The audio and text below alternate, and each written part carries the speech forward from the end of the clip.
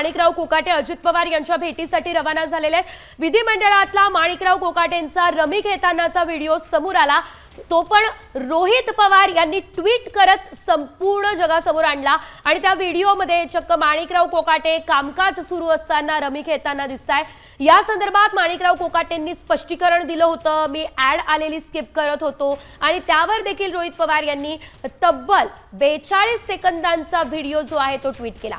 त्यामुळे आता या संदर्भात अजितदादांची भूमिका नेमकी काय असते, माणिकराव कोकाटे काय स्पष्टीकरण अजितदादांसमोर देतात हे बघणंही महत्त्वाचं असणार आहे। महत्त्वाचं म्हणजे आज माणिकराव कोकाटे यांच्यावर काही कारवाई केली जाते किंवा केवळ त्यांना समज दिली जाते हे देखील पाहावं लागणार आहे। तर आपण एकंदरीत पाहतो या ठिकाणी माणिकराव कोकाटे अजित पवार यांच्या भेटीसाठी रवाना झाले आहे। महत्त्वाचं म्हणजे कालपासूनच माणिकराव कोकाटे हे मुंबईमध्ये होते, मात्र तरी सुद्धा त्यांनी कुणाचीच भेट घेतलेली नाहीये आणि आज अचानक ते अजित पवार यांची भेट घेत आहे। या संदर्भात अधिकची अपडेट आमचे प्रतिनिधी गणेश कवडे यांच्याकडून घेऊयात। गणेश, अतिशय महत्त्वाची बातमी आहे, अखेर आज माणिकराव कोकाटे अजित पवार यांना भेटणार आहेत। काय होऊ शकतं, राजीनामा घेतला जाऊ शकतो का किंवा केवळ समज दिली जाणार आहे, काय होणार आहे?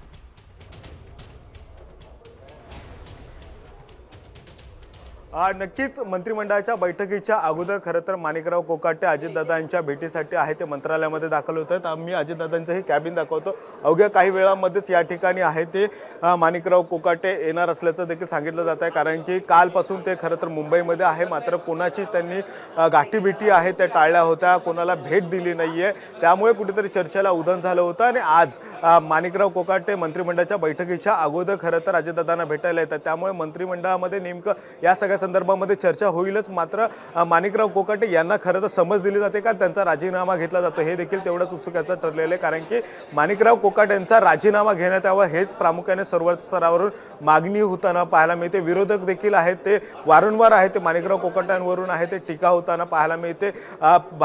राष्ट्रवादीचे प्रदेशाध्यक्ष सुनील तटकरे यांना देखील आहे या सगळ्या टीकेला सामोरं जावं लागलं होतं, कारण की सुनील तटकरे जेव्हा लातूरच्या दौऱ्यामध्ये होते त्यावेळेस देखील त्या ठिकाणी छावा संघटनेच्या वतीने आहे ते पत्ते टाकण्यात आले होते आणि या पत्ते टाकून त्याचा निषेध आहे तो करण्यात आला होता आणि माणिकराव कोकाटे यांचा राजीनामा घेण्यात यावा अशी निश्चितच काय घडतंय बघावं लागेल। धन्यवाद गणेश दिलेल्या अपडेट्ससाठी।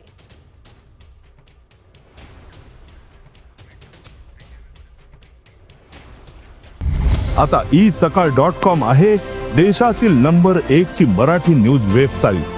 प्रत्येक अपडेटसाठी isakal.com ला नक्की भेट द्या।